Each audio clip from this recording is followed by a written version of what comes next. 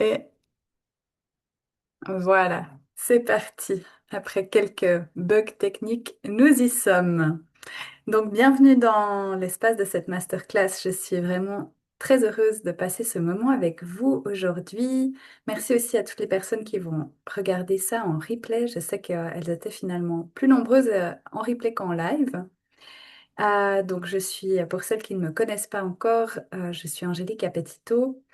Doula depuis bientôt 15 ans, maman de quatre enfants qui ont 15, 11, 9 et 6 ans. Je dois toujours réfléchir parce qu'en plus, ça fait que de changer et les chiffres et moi, c'est pas, on n'est pas trop copains. Donc voilà. On a créé l'école de formation il y a maintenant 3 ans.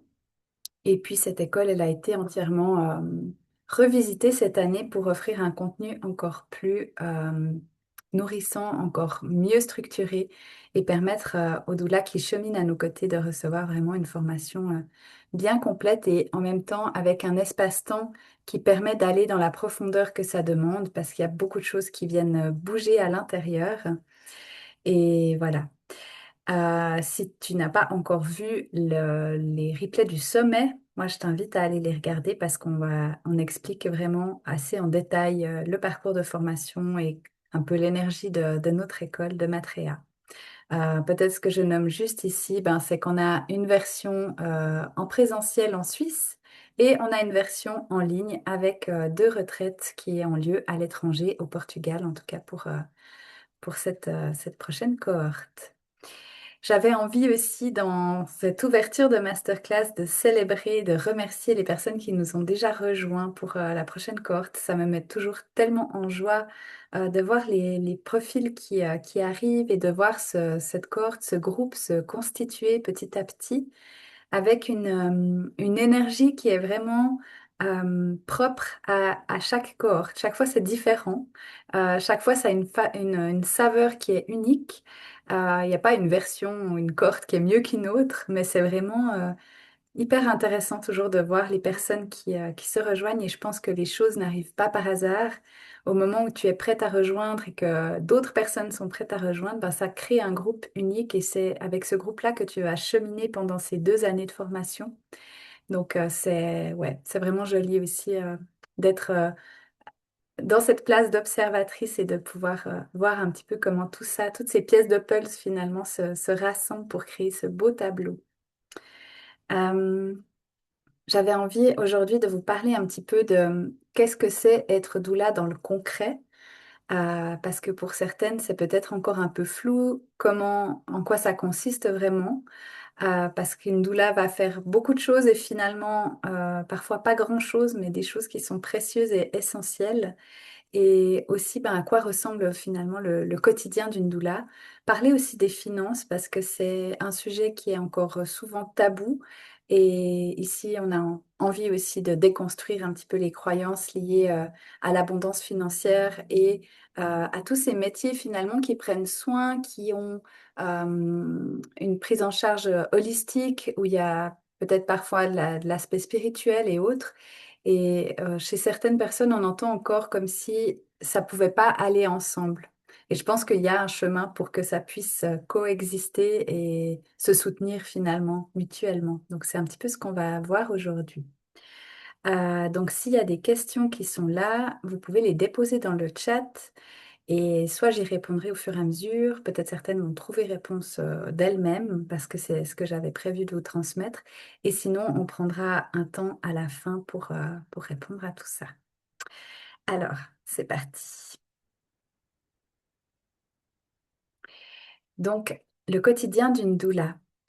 Euh, pour moi, on a un rôle qui va être de prendre soin autant du corps que de l'aspect émotionnel, mais aussi du mental. On va vraiment faire le lien entre ces différentes sphères de la personne de manière vraiment holistique. Après, chaque doula a ses outils, sa sensibilité. Certaines vont être plus à l'aise dans les soins connectés au corps. Certaines auront déjà des outils pour tout ce qui est accompagnement émotionnel. Pour d'autres, elles auront en elles cette soif d'apprendre et de transmettre.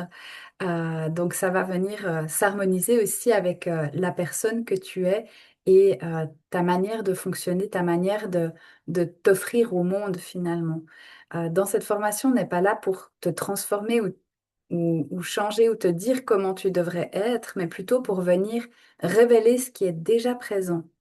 Donc, les outils que tu as acquis au fur et à mesure de ta vie, que ce soit par tes expériences personnelles, mais aussi par tes expériences professionnelles, ça va de toute façon façonner la doula que tu vas être. Et c'est ça qui crée beaucoup de richesse, puisque ben, plus il y a de doula, plus il y a de choix aussi pour les familles de trouver la doula qui correspond à leurs envies, à leurs besoins, à leurs vibrations, à ce qu'elles ont envie de recevoir finalement. Donc, il y a des familles qui vont faire des recherches par outils. Par exemple, ils vont dire, ben, nous, on veut une doula qui pratique l'hypnose. Ça, c'est souvent ce qui arrive puisque je suis aussi hypnothérapeute à côté. Et puis, il y a des familles qui vont pas porter vraiment d'importance sur les outils, mais plus sur la personne et le ressenti. Et du coup, ben, qui vont aller vraiment un peu au feeling comme ça. Dans tous les cas, moi, j'invite toujours les familles à explorer les possibles. Alors des fois, il y a des évidences, on sait que c'est avec telle personne, ça rayonne hyper fort, ça vibre, on sait que en fait, il n'y a pas d'autre choix possible. Et puis parfois, ben, c'est aussi précieux de pouvoir prendre contact avec différentes doulas, poser des questions, sentir comment ça vibre, comment ça résonne, pour pouvoir vraiment faire le choix le plus aligné avec soi. Ça, c'est du côté des familles, mais du côté de la doula, pour moi, c'est aussi important de me sentir en alignement avec les personnes que je vais accompagner. Si je sens qu'il y a comme des red flags pour moi, ça ne veut pas dire que c'est pas des bonnes personnes ou comme ça, mais juste que ça entre pas profondément en résonance avec qui je suis ou avec ma manière de fonctionner. Je vais aller questionner d'abord qu'est-ce que ça vient toucher en moi. Et puis après, je vais déterminer avec cette conscience-là, est-ce que je suis en capacité de leur offrir un accompagnement de qualité et sécuritaire ou est-ce que c'est préférable que je les redirige vers une collègue doula, vers une autre personne qui pourra leur offrir un accompagnement qui va plutôt plus correspondre à ce qu'ils ont besoin. Donc pour moi, c'est aussi d'être dans cet alignement du cœur aussi chez moi, pas seulement dans ce que je veux transmettre aux familles, mais en priorité chez moi. La doula, ben, elle va souvent amener des soins très simples dans le corps. On revient aussi à toute cette sagesse ancestrale finalement des femmes qui prennent soin les unes des autres. Alors maintenant, on a accès aussi à plein de soins qui viennent d'ailleurs, mais des notions de massage, de chaleur, d'enveloppement, ça, c'est des choses qui sont finalement universel. Ça a été ensuite développé avec d'une manière ou d'une autre en fonction de la culture locale, des plantes qu'il y a sur le territoire, des connaissances et autres, mais les notions de base, elles sont communes à toute l'humanité. Donc c'est aussi de remettre de la présence dans ces recettes de grand-mère finalement, qui apportaient du soin et de la santé à travers des choses simples du quotidien. Donc, dans la formation, c'est aussi des choses qu'on transmet pour pouvoir avoir une base d'outils qui est là, même si tu n'as jamais massé de ta vie, même si tu connais pas les plantes, etc. Ben, après, tu vas développer ça si c'est quelque chose qui te plaît et qui te parle. Mais dans tous les cas, toutes les doulas qu'on forme chez Matrea, elles ont une base de connaissances et de conscience là autour. C'est aussi pour nous important d'avoir du présentiel parce que on entre dans l'intimité des familles et souvent dans l'intimité du corps aussi. On est amené à voir des corps qui sont en métamorphose, en transition, en transformation. Si je prends le cas d'une future maman, son corps au cours des 9 mois de grossesse va énormément évoluer. Il va beaucoup être activé pendant la naissance et il va encore se transformer dans la période postnatale. Donc de pouvoir être à l'aise finalement avec ce corps qui change, pouvoir être à l'aise dans un soin, un toucher, c'est aussi des choses qu'on a à cœur de pouvoir cultiver chez les doulas qui se forment avec nous. Donc c'est pour ça aussi qu'on veut du présentiel, c'est pour pouvoir mettre en pratique ces soins-là de manière concrète. Ce que les doulas proposent aussi souvent, c'est les Mama Blessing ou Blessing Way. C'est des cérémonies de célébration qui vont marquer un temps de vie important pour la femme. Alors, une Mama Blessing, généralement, c'est pour célébrer la grossesse qui s'arrête et la transition vers l'accueil de l'enfant. Mais ça peut être une cérémonie qui se fait à d'autres moments de vie, quand la femme, en fait, elle a besoin de se sentir soutenue, entourée, portée, nourrie par sa communauté. C'est aussi une manière d'activer les ressources qu'il y a autour d'elle, les amis, les proches, la famille, pour dire, attention, là, cette femme, cette personne, elle est en train de vivre quelque chose d'important, quelque chose de fondateur dans son parcours de vie. Et on a à cœur qu'elle puisse être soutenu par ses proches pour pouvoir le vivre de manière la plus simple possible finalement. Et ce sont des moments qui sont toujours très très très très forts parce que ça amène beaucoup d'émotions de se sentir, de recevoir comme ça finalement. On a souvent tendance à pouvoir donner facilement, c'est facile, on rend service, etc. Mais quand il s'agit de nous recevoir, c'est pas toujours aussi simple. Donc, c'est aussi de semer cette graine-là auprès des femmes et des familles qu'on n'est pas obligé, et on ne devrait pas d'ailleurs, tout porter seul que la société, elle nous amène un petit peu à aller dans cette direction. Mais en fait, fondamentalement, on a besoin les uns des autres. On a besoin des compétences, des savoir-faire, des savoir-être, de la disponibilité des autres personnes qui nous entourent.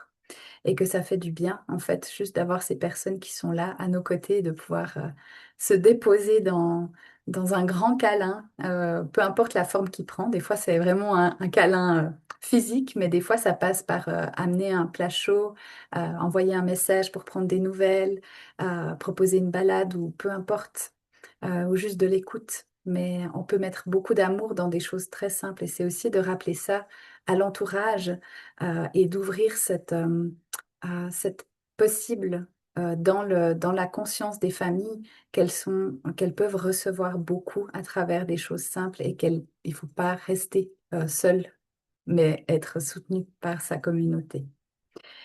Donc voilà un petit peu ce que j'avais envie de dire avec cette slide. Euh, Moi, j'avais envie de vous emmener vraiment dans ma semaine.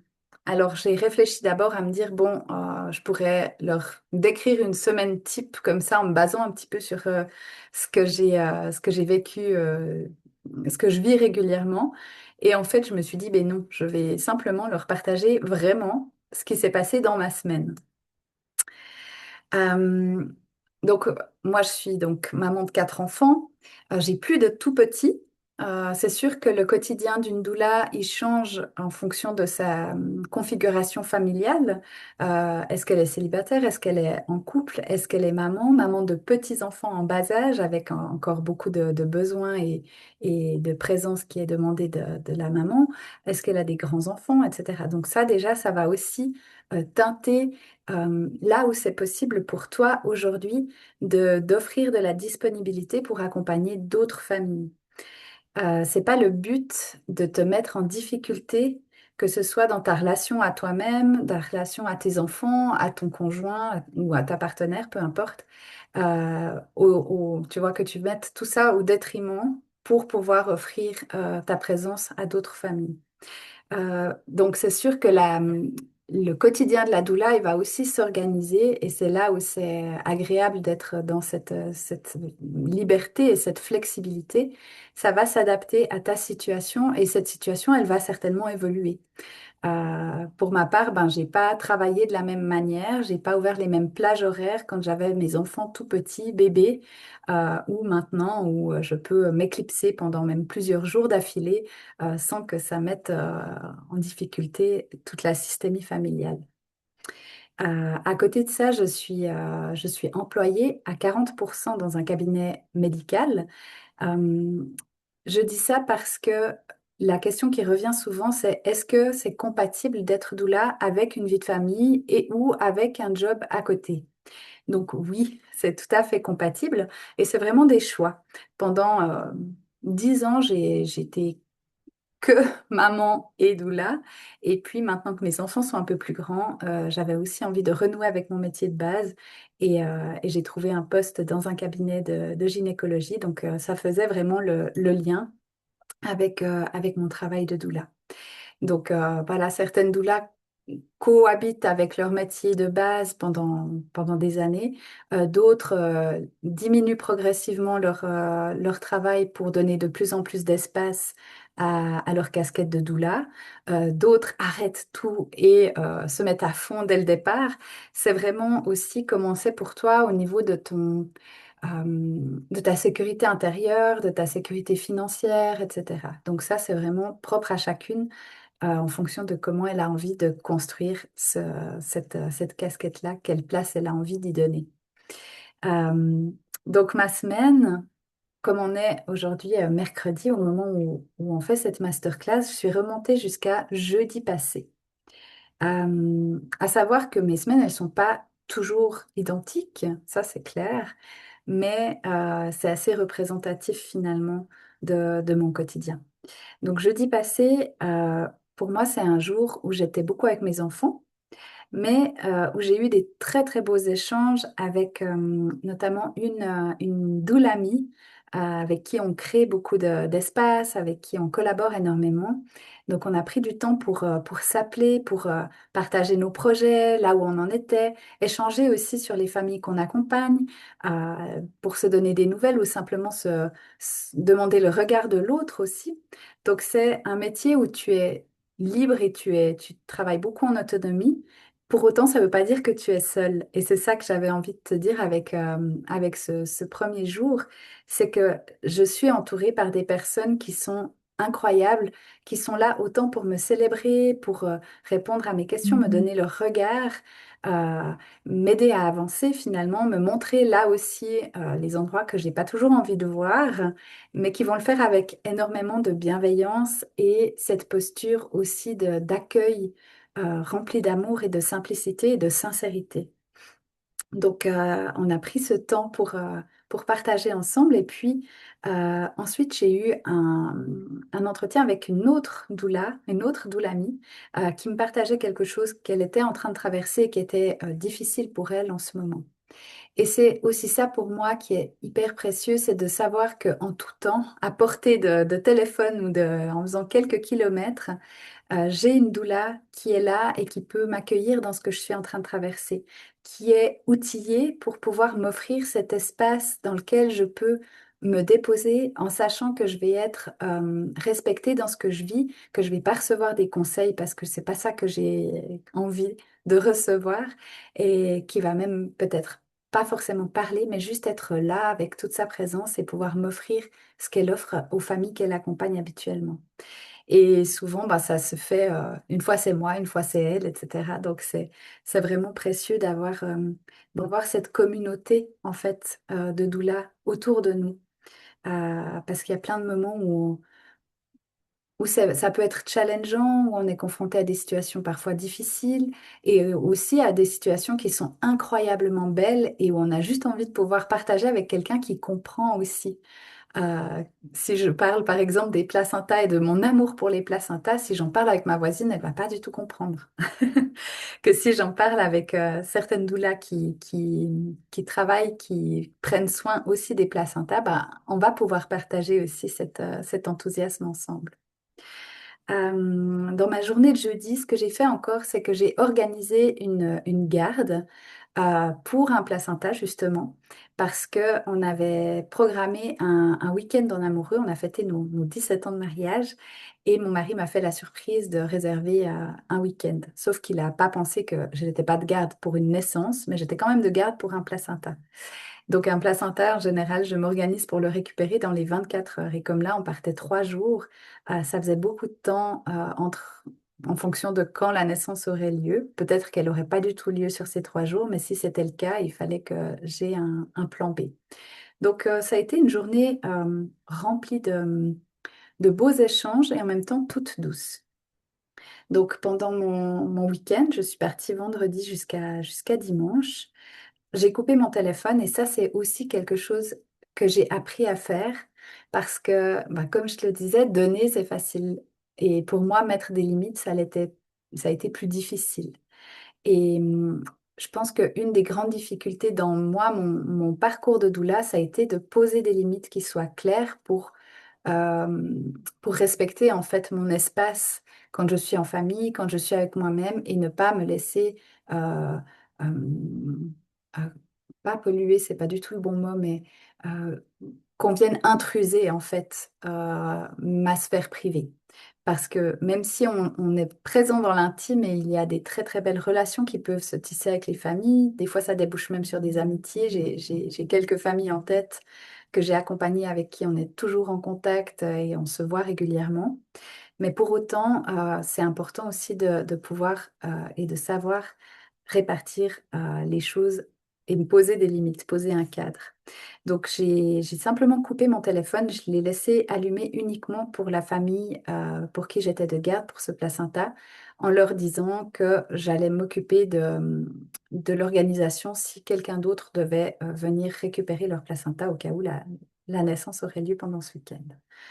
Et pour moi, c'est aussi important dans cet équilibre de donner-recevoir, de pouvoir avoir ces espaces vraiment pour soi, pour faire le plein d'énergie, pour prendre soin de sa relation à soi, sa relation au couple, sa relation aux enfants, pour pouvoir créer cet équilibre et ne pas toujours être dans le don, le don, le don, parce que sinon on s'épuise et on s'oublie.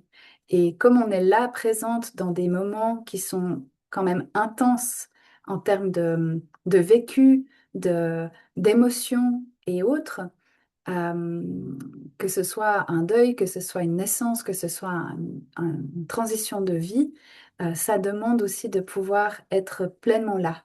Et pour moi, pouvoir être pleinement là, ça passe vraiment par prendre soin de moi. Donc, m'offrir aussi ces espaces de pause où je me remets au centre. Quand je ne suis pas en week-end avec mon amoureux, souvent, le samedi, je prends un moment pour me remettre à jour si j'ai de l'admin à faire. Ou alors, souvent, je donne des ateliers ou alors je me forme. Sur les 15 ans que je suis doula, je pense qu'il n'y a pas une année, je suis en train de réfléchir en même temps que je parle, mais je pense qu'il n'y a pas une année où j'ai pas suivi une formation. Alors des fois, c'était une formation d'un week-end, hein, mais pour moi, ça fait aussi partie de être doula, c'est de cultiver en fait son savoir. Il y a beaucoup de choses qui bougent très vite. Et puis surtout, en fonction de ce que toi-même tu traverses, tu vas tout à coup avoir de l'intérêt pour telle partie de l'accompagnement ou telle autre, où tu vas découvrir un outil et tu vas te former. Donc, pour moi, il y a plein de formations que j'ai faites et qui m'ont beaucoup servi, qui me servent encore aujourd'hui. Il y en a que j'ai faites et qui m'ont nourri pendant un temps et aujourd'hui, c'est des outils que j'utilise moins, mais je sais qu'ils sont là, c'est jamais perdu. Et je pense que ça, c'est vraiment un des plus beaux cadeaux qu'on puisse se faire, c'est d'investir en soi parce que peu importe en fait ce qui arrive dans la vie, euh, tout ce que tu as reçu et intégré comme connaissance et comme savoir, il n'y a rien ni personne qui peut venir te le prendre, te le reprendre. Un travail, tu peux le perdre, un lieu de vie, tu peux le perdre, une relation, elle peut s'arrêter, mais ce que tu as emmagasiné comme connaissance et ouais, comme outil à l'intérieur de toi, ça reste à vie. Donc, c'est toujours aussi de se dire, ben, des formations comme la formation de doula, oui, ça représente un coût financier, mais c'est toujours de le voir comme quelque chose que tu investis en toi avant même de l'investir pour les autres, et c'est quelque chose qui va te servir finalement toute ta vie. Donc voilà, souvent le week-end, je prends un moment pour moi me mettre à jour, pour envoyer des documents si j'ai des documents à envoyer ou avancer dans mes formations. Il y a des formations que j'ai suivies en présentiel. Là, j'ai deux formations en cours en ligne. Donc, c'est aussi de prendre ce temps-là et bien sûr d'avoir ce temps en famille. Lundi, j'ai pris des nouvelles des familles que j'ai accompagnées qui sont maintenant en postpartum. J'en ai une qui a accouché en novembre et une qui a accouché en mai. Ça, ce sont les deux familles avec qui j'ai fait des suivis globaux au cours de ces derniers mois. Donc, globaux, pour moi, ça veut dire que j'étais présente pendant la grossesse, au moment de l'accouchement et dans le postpartum. Et puis, j'ai pris aussi des nouvelles de la famille, justement, pour laquelle j'étais de garde pour ce placenta, qui m'a dit que le travail avait commencé.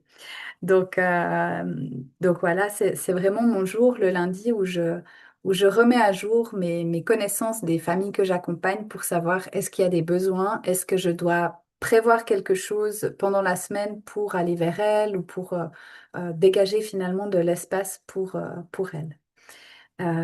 Et puis après, ben, il y a plein de familles avec qui j'ai des contacts plus ponctuels comme ça. Je crois que c'est lundi aussi, je ne l'ai pas noté sur ma feuille, mais je crois que c'est lundi aussi que j'ai eu un entretien avec un papa pour un placenta pour le mois d'août, qui avait plein de questions et c'est super. J'adore quand il y a des papas qui m'appellent parce que c'est toujours joli de voir qu'il y a aussi des papas, de plus en plus d'ailleurs, qui s'intéressent un petit peu à ce qui se passe pendant la naissance, pendant le postpartum et qui ont envie vraiment d'avoir les outils et les connaissances pour pouvoir accompagner et simplement eux-mêmes aussi traverser avec le plus de fluidité tout ce grand chamboulement. Donc la famille que j'accompagne et pour laquelle j'étais de garde pour ce placenta s'est mis en travail lundi. Ils avaient pour projet d'accoucher en maison de naissance. Et la maison de naissance en question n'était pas ouverte forcément à ce que je sois présente. Et c'était, comme ils se sentaient très enveloppés dans cette maison de naissance, c'était pas forcément non plus un souhait de leur part que je sois présente. Sauf que l'accouchement avait un peu de peine à se mettre en route et que, il y avait une rupture de la membrane depuis plus de 24 heures, donc la poche des os, et il y a un risque infectieux qui augmente progressivement et on aimerait en fait au moment où la membrane s'est rompue que l'accouchement se mette vraiment en route dans les 24 heures qui suivent. Comme là, il n'y avait pas de contraction vraiment régulière, il a été décidé qu'il soit transféré à la maternité. Donc, je suis rentrée de mon week-end, je me suis organisée avec les mamans que j'accompagne, j'ai pris des nouvelles, j'ai rangé la maison et j'ai reçu la demande de cette famille de savoir si j'acceptais de les rejoindre à la maternité alors que ce n'était pas du tout prévu. Donc, c'est là aussi que euh, pour moi, les naissances, elles sont toujours arrivées avec tellement de simplicité. J'ai jamais été en difficulté pour pouvoir m'organiser pour la garde de mes enfants. Euh, Toujours, ça a été très très simple. Pourtant, j'en ai eu bien quelques-unes, mais il n'y a jamais un moment où j'ai été bloquée. Donc, les bébés ont vraiment cette sagesse de naître au bon moment. En tout cas, pour moi, en tant que doula, ça a toujours été simple. Donc là, mon mari était là pour les enfants. Tout était prêt. Donc, je suis partie. Je les ai quand même avertis que le mardi, je travaille au cabinet médical. Donc, que voilà, ce serait comme c'était pas prévu, j'ai pas organisé de remplacement, j'avais pas de doula backup, donc que je venais, mais que potentiellement, ben, je devrais repartir pour pouvoir être à l'heure au travail le mardi. Donc dans ma voiture, quand je pars pour une naissance, alors bien sûr, idéalement, je sais que je suis de garde avant le jour J. Et les semaines qui précèdent, je prends soin de moi, de mon énergie, je veille à bien me reposer, à bien me nourrir. Je prépare des petites choses aussi en termes d'alimentation pour que dans mon sac de doula, au moment où je pars pour la naissance, j'ai des petites collations pour moi, mais aussi pour les parents. Et je prépare des choses qui sont faciles à manger, pas besoin de réchauffer, mais qui vont vraiment être nourrissantes pour me donner de l'énergie sur du long terme et ou donner de l'énergie aussi aux parents. Souvent, je prépare un bouillon, enfin voilà, j'ai tout un protocole un petit peu comme ça que je mets en place pour être dans les meilleures conditions, pour être disponible et bien dans une bonne énergie pour être présente à la naissance. Donc là, j'avais rien du tout de tout ça qui était prêt. Mais j'ai dit, bah, je viens comme je suis. Heureusement, bah, il y avait eu ce week-end où on a pu bien se reposer avant, donc c'était parfait. J'avais une bonne énergie quand même avec moi, mais tout ce qui était préparation alimentaire, j'ai pas du tout eu le temps de le faire. Et quand je pars pour une naissance, je prends toujours un moment aussi pour me connecter à quelque chose de plus grand. Alors pour certaines, ce sera peut-être Dieu, l'univers, les anges, les guides, peu importe en fait comment on nomme les choses. Moi, je me relie à ma sagesse intérieure, ma sagesse supérieure. Je demande à recevoir, à être guidée, à être portée pour pouvoir offrir à cette famille tout ce qu'ils ont besoin de recevoir de ma part et que je puisse être la plus juste et adéquate possible, d'être, ouais, que ça passe à travers moi avec fluidité, simplicité. Et bien sûr, je demande aussi protection pour l'enfant, pour la mère, pour le père, que tout se passe dans les meilleures conditions. Et j'ai rajouté lundi, en fin de journée, quand je suis allée les rejoindre, j'ai rajouté si ça peut être une naissance qui dure pas trop longtemps et qui soit juste magnifique, que j'ai le temps de dormir quelques heures avant de partir travailler, ce serait la cerise sur le gâteau. Donc voilà, je ne vais pas vous raconter ici en détail la naissance parce que c'est pas le sujet, mais ça s'est passé vite, bien, magnifique. Donc j'ai pu rentrer dans la nuit. J'étais à la maison avant minuit, donc j'ai pu prendre le temps de me reposer avant d'aller travailler. Donc hier j'ai travaillé au cabinet et puis quand je suis rentrée, je me suis occupée du placenta. Donc, le placenta, la préparation se fait en deux temps. Donc, j'ai pu faire toute la première partie hier. Et puis aujourd'hui, j'ai pu faire la deuxième partie. Prendre du temps pour moi ce matin, pour me reposer, pour juste prendre soin de mon énergie, passer du temps aussi avec mes enfants. Et puis maintenant, je suis là avec vous. Et tout à l'heure, j'irai livrer le placenta et faire la première visite postpartum pour cette famille. Donc voilà, chaque semaine, elle est différente. Pour ma part, je prends un maximum de 6 naissances par année euh, parce que ça demande quand même une grande disponibilité.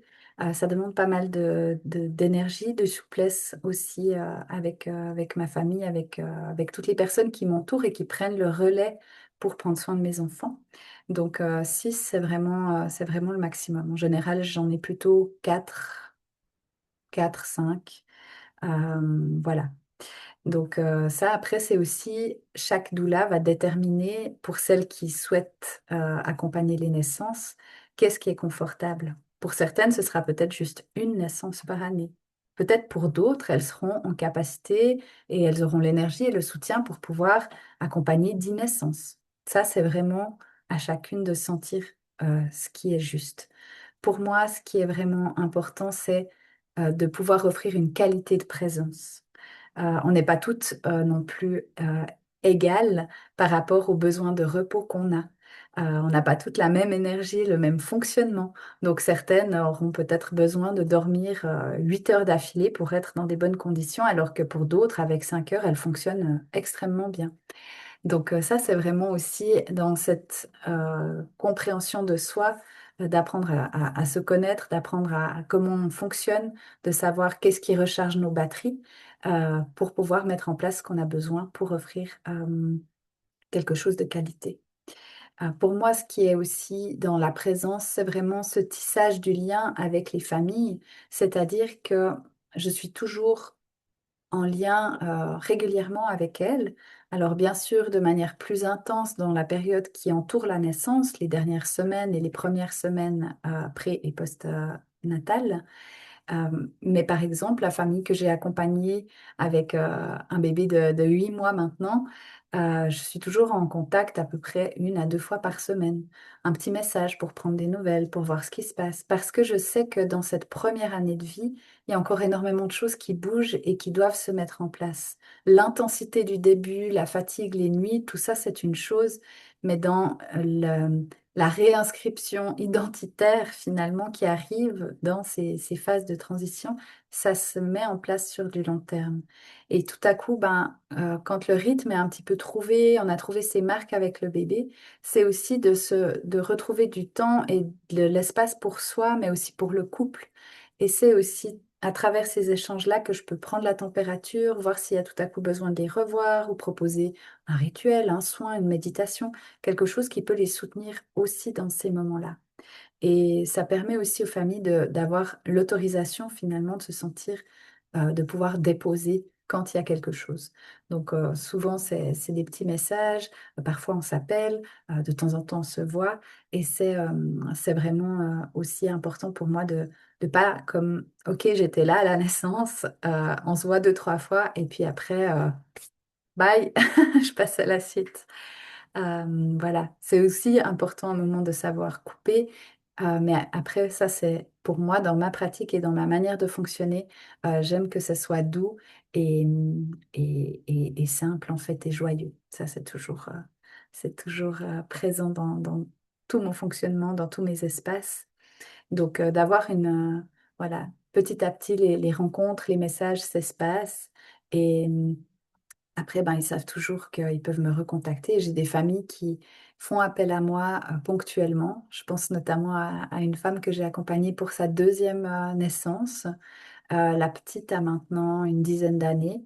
Et une, deux, trois fois par année, tout à coup, j'ai un message de sa part parce qu'elle a vu une story, parce qu'elle a pensé à moi pour quelque chose, parce qu'elle avait une question, etc. Donc le lien, il se tisse aussi sur du long terme avec la plupart des familles quand même.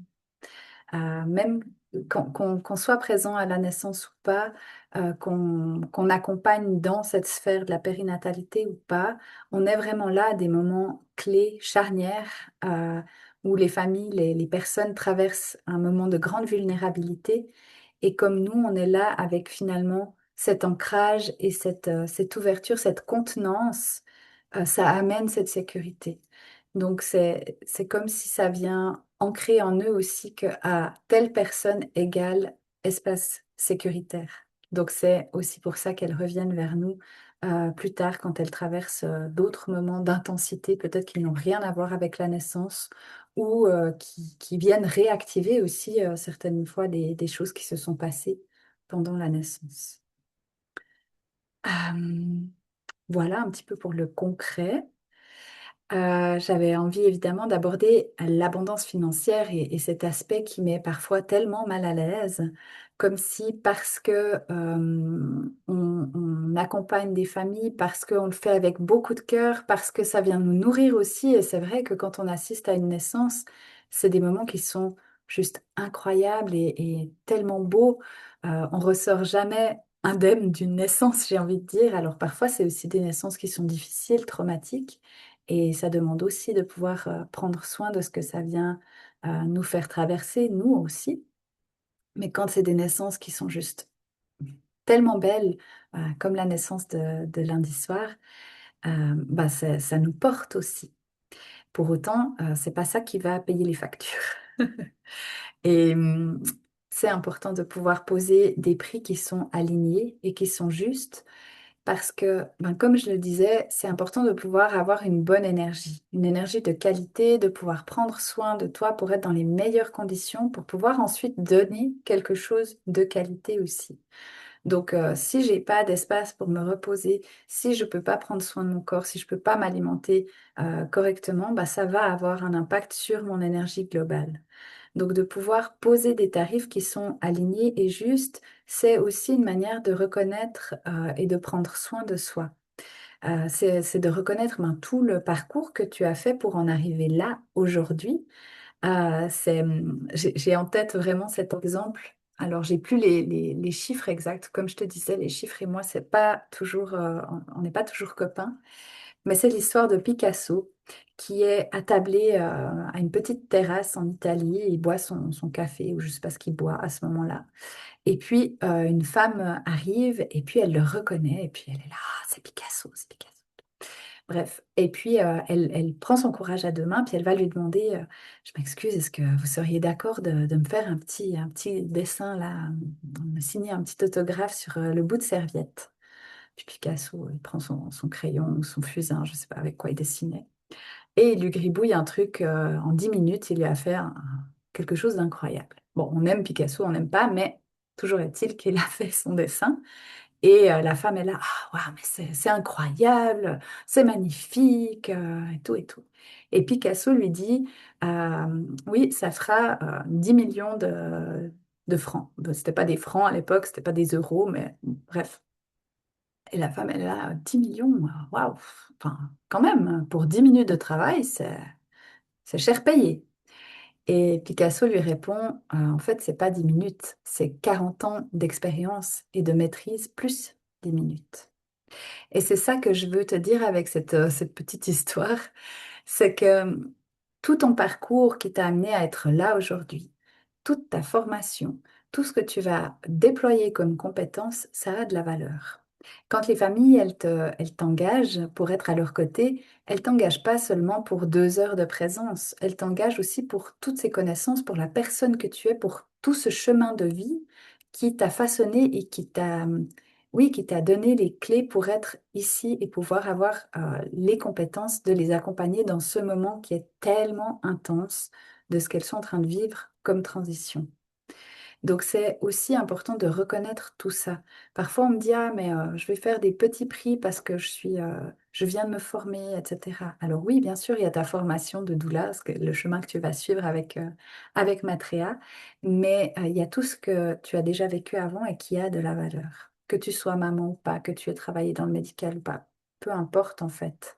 Euh, Ça a de la valeur. Et c'est aussi ce qui va faire que telle famille va venir vers toi parce que justement, ils recherchent exactement cette douleur-là. Parfois, ils n'ont pas les mots pour le décrire, mais il y a quelque chose qui se match. C'est comme deux aimants qui s'attirent parce que mutuellement, il y a des choses à pouvoir s'apporter. Donc, c'est aussi vraiment de reconnaître, ben voilà, quand on est de garde pour une naissance, ça veut dire qu'on met toute sa vie finalement un petit peu entre parenthèses pendant plusieurs jours, parfois plusieurs semaines, pour pouvoir se rendre pleinement disponible à la naissance. Une naissance, ben, comme celle de lundi, elle a duré très peu de temps. La petite est arrivée très vite. Mais parfois, j'ai des naissances où je suis sur place avec les familles pendant plus d'une dizaine d'heures. Donc, c'est aussi de pouvoir avoir les ressources financières pour pouvoir peut-être rémunérer les personnes qui vont s'occuper de mes enfants, pour pouvoir organiser les choses au mieux et pouvoir reconnaître vraiment toute l'implication que ça demande d'être dans cette qualité de présence-là. Parce que quand on accompagne, que ce soit une naissance ou autre chose, on est pleinement et totalement là. On n'est pas en train de faire ça, plus ça, comme on le fait à plein d'autres moments de la vie. On se consacre entièrement à la personne. On est là pour offrir vraiment ce cadre qui permet à la personne de se déposer et de vivre toute l'intensité de ce qu'elle a à vivre.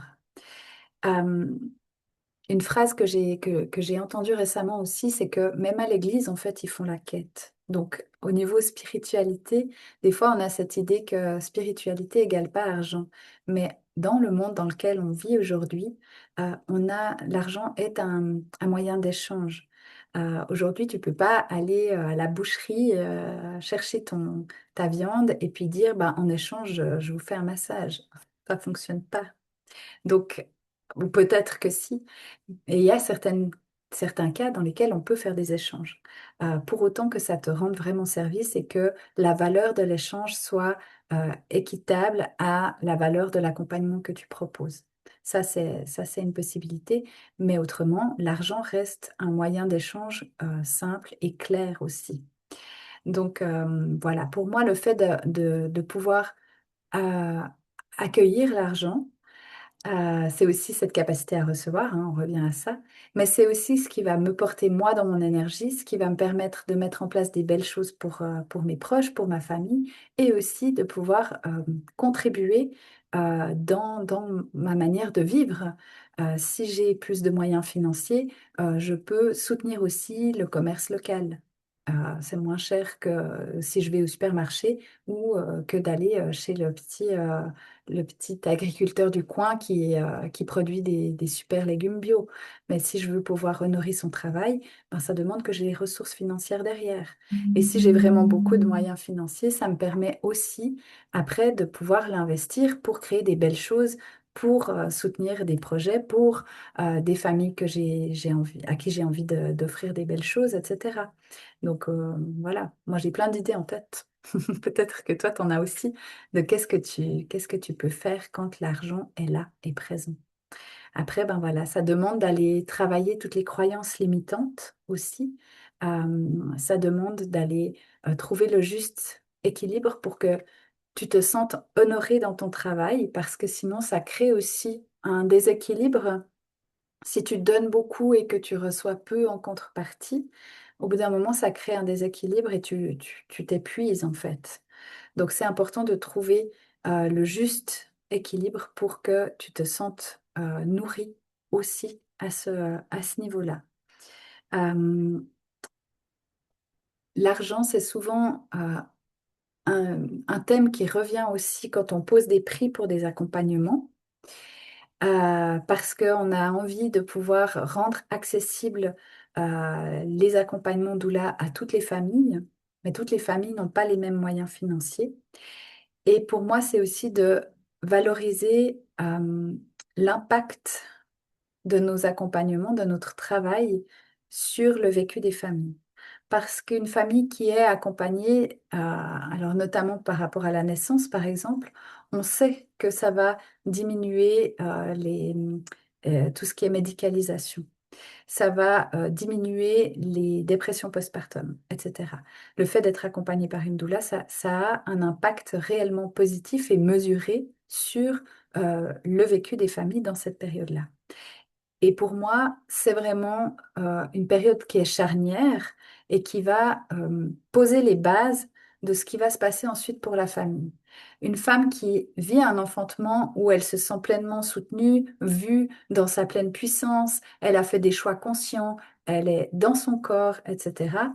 Ça donnera pas la même chose dans son rôle de mère, dans son rôle de femme, dans son rôle d'épouse, dans sa relation à son corps, etc., qu'une femme qui a vécu un accouchement dans lequel elle s'est sentie totalement vulnérable, dépossédée, fragile, infantilisée, volée, etc. Donc, pour moi, c'est aussi vraiment de remettre de la conscience sur l'impact qu'on a pendant ces périodes-là, qui sont des périodes charnières et qui vont influencer en fait tout le vécu de la famille, mais sur du long terme.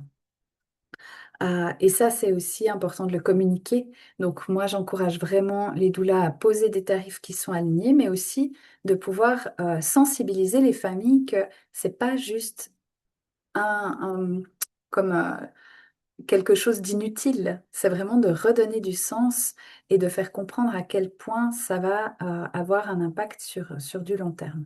Donc voilà, une femme que j'aime beaucoup, que peut-être tu connais ou tu as déjà entendu parler, c'est Karine Langlois, qui est la fondatrice de Quantique Mama, qui s'appelle maintenant Institut Doulé. Et elle disait, donc elle est sage-femme, et elle disait elle ne collabore plus avec des familles qui ne sont pas prêtes à vendre leur canapé pour pouvoir payer ses services. Parce que ça devient plus important finalement ça, et ça va être plus porteur que d'avoir un canapé à la mode. Donc voilà, je te laisse avec ça à réfléchir ce qui résonne juste pour toi et toujours de faire cette balance entre ce que tu veux offrir au monde et en même temps d'être rémunéré à ta juste valeur. Voilà, bon, après, c'est un sujet sur lequel on pourrait encore discuter longtemps. Euh, pour moi, ce qui est important aussi, c'est vraiment de pas, comment je pourrais dire, je vais pas m'ajuster en fait au budget des familles et faire des offres qui sont en dessous pour que ça corresponde au budget. Par exemple, récemment, j'ai reçu une demande d'accompagnement avec une présence à l'accouchement, avec le souhait d'avoir de l'hypnose aussi dedans et des massages et je sais plus, enfin, plein de prestations comme ça, le placenta aussi. Et donc j'ai fait mon offre que j'ai transmise à la famille. Et puis la famille est revenue vers moi en me disant qu'ils avaient à peu près la moitié, hein, même moins de la moitié de budget que le tarif que j'avais déposé. Donc, qui souhaitait du coup, pour pouvoir faire diminuer ce tarif, réduire le nombre de rencontres, etc. Alors pour moi, il y a évidemment des choses on peut faire un geste, on peut trouver des solutions, échelonner des paiements, etc. Mais ça vient aussi questionner comment tu as envie de travailler et comment c'est aligné pour toi de travailler. Pour moi, j'ai besoin de connaître la famille, j'ai besoin que le lien de confiance il ait pu se tisser avant que je sois présente à la naissance. Sinon, ça fait pas sens pour moi d'être présente à la naissance. Ça fait juste que je suis une personne de plus, ok, qui sait masser, ok, qui sait lire des informations par rapport à la naissance, mais je vais pas pouvoir être aussi efficace et adéquate que si je connais cette famille, je sais comment elle fonctionne, je sais quelle est leur histoire, quelles sont les peurs, quels sont les souhaits, etc. Donc, c'est vraiment pour moi essentiel de pouvoir avoir ce temps pour faire connaissance en amont, de pouvoir, bien sûr, proposer un massage, c'est toujours bienvenu. Ça permet aussi d'entrer en connexion avec le corps, etc. Et puis, dans le postpartum, ben, pour moi, c'est précieux aussi de pouvoir être là pour soutenir, accompagner cette mise en place de cette nouvelle vie finalement. Donc voilà, c'est toujours de questionner où est-ce que tu es d'accord de négocier et où est-ce que c'est pas OK pour toi de négocier parce qu'à ce moment-là, tu peux pas offrir un accompagnement de qualité. Et si ils n'ont pas les moyens de pouvoir honorer financièrement ce que ça représente, ben, c'est de trouver des solutions alternatives, c'est d'activer le réseau autour. Euh, voilà, il y a souvent des listes de naissance qui sont proposées. Plutôt que Tata Huguette arrive avec un Xème doudou qui va prendre la poussière, ben, c'est peut-être de proposer de faire une cagnotte, d'échelonner les paiements, etc. Il y a toujours des solutions. Mais c'est vraiment de faire comprendre à quel point l'accompagnement, il est pas il peut être à la carte, mais on ne veut pas une salade vite mangée qui n'a pas de goût et de saveur. On veut quelque chose de qualité qui va vraiment nourrir le corps, vraiment nourrir l'être, vraiment nourrir à l'intérieur et qui va permettre d'avoir une belle énergie pendant longtemps. Du coup, ben voilà, ça va avec le développer une activité alignée et donner une forme à son appel, c'est vraiment de sentir aussi ben, d'où vient cet appel finalement. Qu'est-ce qui fait qu'aujourd'hui, tu te questionnes à devenir doula ou que tu as entamé peut-être ce chemin. Même si tu es doula déjà depuis quelque temps, moi je t'invite toujours à te rappeler de qu'est-ce qui t'a amené là. Ça, c'est très présent dans tout ce qui est business aux États-Unis. C'est toujours, on te demande d'aller revisiter c'est quoi ton pourquoi, ton grand pourquoi. Et je crois que c'est assez juste parce que quand on sait pourquoi on fait les choses, ça redonne du sens aussi. Et tout ce que tu as vécu avant ce moment où tu deviens doula, ça va façonner la doula que tu es. Donc, pour ma part, ben, c'est un peu ce que j'ai partagé lors un des précédents messages.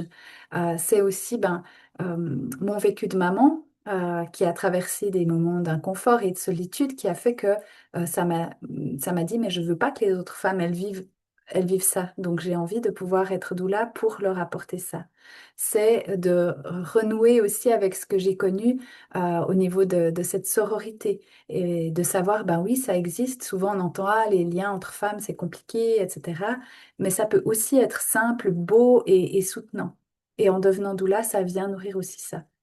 Donc voilà, questionne-toi un petit peu, qu'est-ce que tu as vécu, qu'est-ce que c'était tes rêves d'enfant? Parce que souvent, quand on est enfant, c'est comme si on a tout le champ des possibles, tout est simple, tout est facile et on peut rêver grand. On n'a pas ce rationnel qui est là pour dire, mais non, ça va pas aller, tu vas pas y arriver, ça va pas le faire. Donc, reconnecte-toi à ton enfant intérieur pour te reconnecter finalement à tes rêves, à ce qui te porte, à ce qui te nourrit, à ce qui te fait vibrer. Et parce que c'est ça que tu vas aussi pouvoir déployer dans ta manière d'être doula. Euh, Ouais, je crois que c'est ça. C'est de remettre de la magie un petit peu dans un monde d'adultes et tout en ayant une structure. J'avais noté semer des fondations solides. Ben, c'est ce que je te disais avant, c'est respecter ton énergie, c'est prendre soin du corps, prendre soin de l'être, c'est poser des horaires, un cadre, des tarifs qui sont alignés pour que finalement ce côté un peu plus yang soit ton ancrage et quand ça c'est bien posé, tu peux laisser aller le yin, l'énergie créative et t'amuser, la légèreté, etc. Mais s'il n'y a pas cette base solide, bah en fait, soit ton business fonctionne pas et ça s'effondre, soit c'est toi-même qui t'effondre. Dans les deux cas, c'est pas optimal. Donc, c'est vraiment de créer progressivement une activité qui te correspond déjà et qui s'adapte à qui tu es et qui tu deviens au fur et à mesure de ta vie, et puis qui va te soutenir vraiment dans ton expansion. Quand tu poses des tarifs alignés, c'est aussi ça, c'est que tout à coup, ben, tu arrives à dégager un budget pour suivre la prochaine formation donc qui va te servir ensuite à proposer des nouveaux outils, à être plus en accord avec toi, ou voilà. Donc c'est vraiment de créer une activité dans laquelle tu te sens au plus proche de ce qui te fait du bien à chaque instant que tu puisses te dire, ben là, aujourd'hui, c'est aussi cette liberté quand on est doula, de se dire, ben là, aujourd'hui, et surtout en fonction de notre cycle menstruel, comme on n'a pas la même énergie quand on est en phase ovulatoire ou menstruelle, par exemple, de pouvoir te dire, ben là, mon agenda, je le crée aussi en fonction de mon flot intérieur. Non seulement dans ce que je traverse dans mes cycles de vie, mais aussi dans ma cyclicité intérieure. Et c'est ça aussi qui va soutenir quand tu es dans un travail où tu dois faire et fournir la même chose tous les jours de toute l'année. Ben, c'est plus compliqué en fait de pouvoir créer cette activité, d'être dans un travail qui te soutient. Donc en devenant doula et en devenant finalement indépendante, tu retrouves cette liberté de pouvoir créer ça à ta sauce. Donc moi, vraiment, je t'invite à prendre juste quelques instants là, maintenant. Je vais me taire et te demander d'aller reconnecter avec celle que tu es aujourd'hui et avec ce qui est facile pour toi. Parce que parfois, on a tendance à vouloir chercher des outils à l'extérieur et finalement, les outils les plus essentiels, les plus précieux, on les a souvent déjà à l'intérieur. Donc pose-toi la question, qu'est-ce qui est simple, qu'est-ce qui est facile pour toi, comme si, qu'est-ce qui est inné?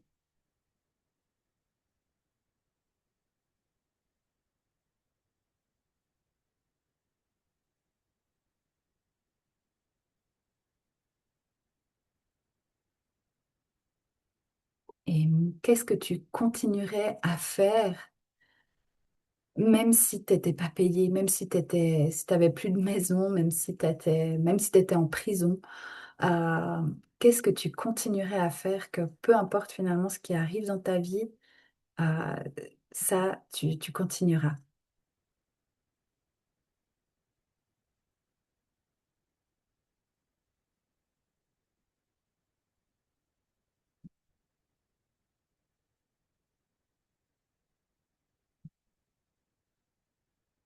Et puis la dernière question que j'avais envie de te poser aussi, c'est où est-ce que tu te vois dans 3 ans?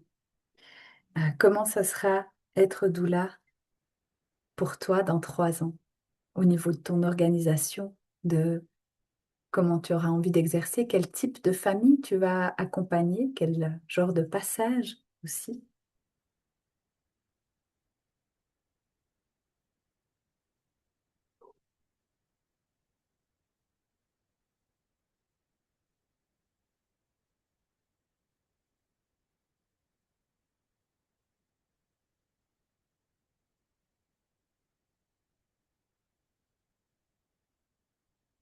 Voilà, prends le temps et peut-être après cette masterclass, tu auras du temps aussi pour méditer là-dessus.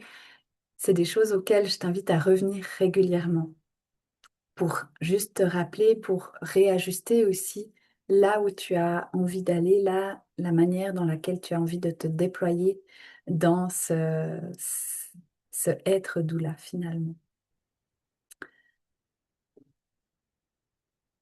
Voilà.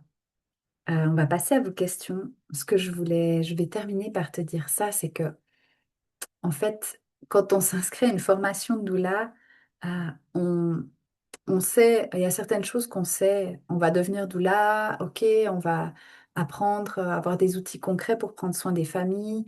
On va apprendre un peu des choses sur la physiologie, la psychologie qui entoure les grands passages de vie, etc. Ok, super, c'est déjà énorme. Mais il y a toujours des pépites sur la route qui sont là pour chaque étudiante. Et ces pépites, elles surgissent comme ça à un moment ou à un autre. On ne sait pas toujours quand. Des fois, on ne les voit pas venir. Des fois, on n'imagine même pas que c'est ça qui va arriver. Parfois, on se dit, ah ouais, peut-être que ça va travailler là-dessus, etc. Mais il y aura des pépites. Ça, c'est clair. Et ce que je peux te dire aussi, c'est que quand tu t'inscris à une formation de doula, quand tu vis toute cette phase-là, accompagnée, soutenue non seulement par les enseignantes, mais aussi par ce groupe de doula avec qui tu vas cheminer, c'est que ça va laisser une empreinte en toi qui va rester pour toute ta vie. Ça va créer un ancrage transformateur, mais c'est comme si cette formation, elle va venir révéler, donner de la place pour que tu puisses replonger en toi, t'explorer à nouveau et venir révéler le meilleur de toi.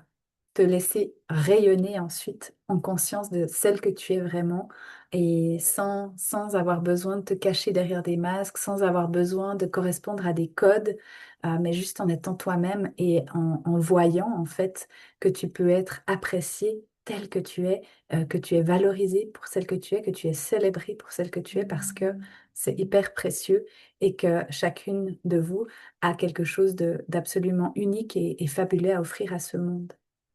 Donc merci en tout cas d'être sur cette voie, de vous questionner pour certaines. Est-ce que c'est ce chemin que je veux emprunter? Est-ce que c'est le bon moment ou pas? Merci à celles qui se sont déjà inscrites et qui savent, qui ont validé cet appel que oui, c'est le bon moment, c'est maintenant, c'est là avec Matrea. Et merci à toutes celles qui sont déjà doula et qui œuvrent déjà. C'est vraiment précieux. Le monde a besoin de doula, les familles ont besoin de doula. Euh, Quelque chose qui est doux et qui est juste là, avec présence, avec amour. On en a tous besoin. Voilà. Merci beaucoup pour votre écoute et je laisse la place à vos questions. Vous pouvez les déposer dans le chat ou ouvrir vos micros comme c'est bien pour toi.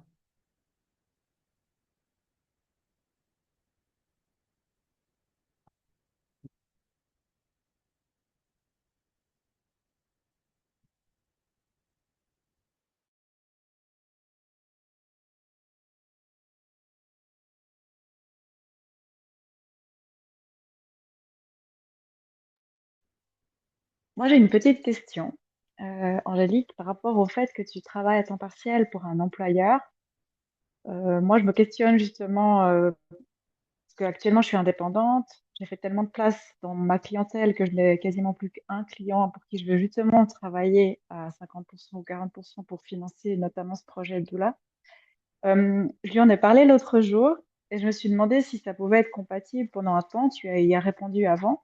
Mais par rapport à la communication avec lui, parce que comme bon, c'est du médical dans lequel tu es, mais c'est vrai que pour une naissance, il faut être prêt à ce que ton employeur sache que tu vas partir tout d'un coup, comme tu parlais là, d'avoir dormi quelques heures avant d'aller travailler.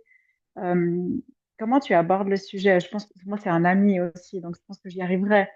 Mais ça m'interpelle quand même sur cette collaboration employeur ou client avec qui tu partages une activité de doula indépendante. Merci pour ta question. Alors, ça va dépendre de chaque situation. Il n'y a pas de réponse toute faite. Soit tu amènes ça vraiment sur le tapis, j'ai envie de dire, avec ton employeur et de dire, ben voilà, potentiellement, je peux être de garde et appelée à être pour une naissance. Donc, comment est-ce qu'on s'organise? Et je pense que c'est toujours important pour moi d'être dans la transparence par rapport à ça parce que c'est possible qu'il y ait un matin où j'arrive au travail et j'ai dormi très peu et puis où j'ai pas la même capacité de production ou d'attention que quand j'ai pas été à une naissance auparavant. Donc de pouvoir le communiquer, pour moi, c'est toujours important. Euh, Après, ben, il y a des employeurs comme le mien qui sont très souples et qui comprennent et qui trouvent des solutions et qui mettent aussi beaucoup de valeur dans ce que je fais à côté, parce qu'ils ont aussi conscience que ça vient nourrir mon équilibre intérieur et que je ne pourrais pas être vraiment pleinement là et présente si je sais qu'une famille, elle est en travail et que je ne peux pas être à leur côté, or que c'est leur demande. Donc voilà, soit tu as cette flexibilité. Parfois, ça demande aussi d'aborder le sujet avec des collègues. Bon, c'est pas forcément ton cas, mais avec des collègues qui peuvent te remplacer un petit peu au pied levé ou décaler certaines tâches ou certains patients ou certains rendez-vous. Donc d'avoir de la flexibilité dans un travail dans lequel tu es employé. Ou alors, l'autre option, et c'est celle que j'active parfois, parce que par exemple, le mardi, pour moi, c'est plus difficile de me libérer parce que ma collègue est en télétravail et on a besoin de quelqu'un sur place. Donc, je sais qu'on trouve des solutions, mais le temps de m'organiser, etc., ça peut prendre un peu plus de temps. Donc, pour garantir aussi, parce que simplement, je peux être moi-même malade ou un de mes enfants est au fond du lit, etc. Donc, pour garantir, et les familles qui souhaitent absolument que la doula soit présente, c'est d'avoir un système de backup avec une collègue qui va prendre en charge soit des jours fixes ou une période fixe ou qui va être là à disposition si tout à coup tu es face à un impératif qui fait que tu ne peux pas te rendre au lieu de l'accouchement. Donc là, il y a vraiment des familles, soit qui disent, oui, nous, on a besoin d'avoir une doula à nos côtés et on veut la doula backup parce qu'on veut assurer dans tous les cas que quelqu'un soit là, ou quel cas tu fais rencontrer la famille avant pour que le lien puisse aussi se tisser. Ou alors les familles, elles disent, bah, en fait, nous, c'est toi ou personne.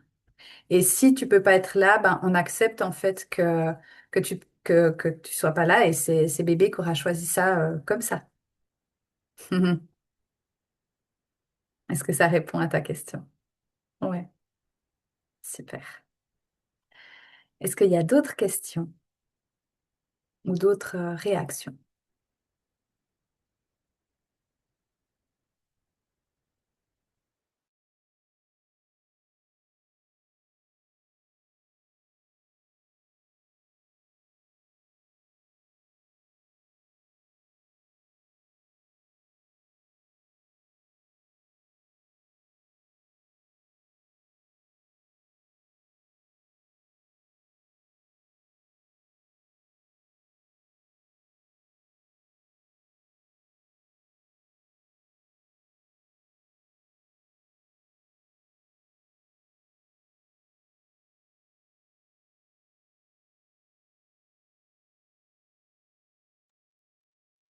J'ai pas de questions, mais merci beaucoup pour cette masterclass et j'ai hâte de la suite.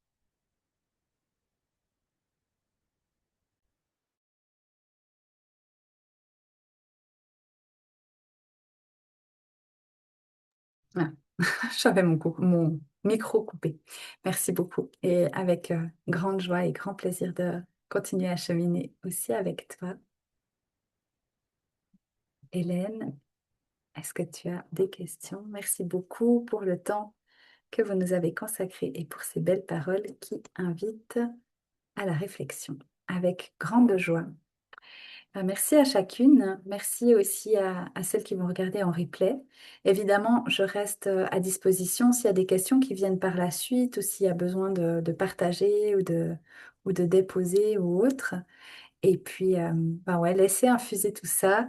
De toute façon, ben, il y aura le replay, donc vous pouvez sans autre revenir dessus, réécouter si besoin. Voilà. En tout cas, un grand merci à chacune et puis une belle suite de journée.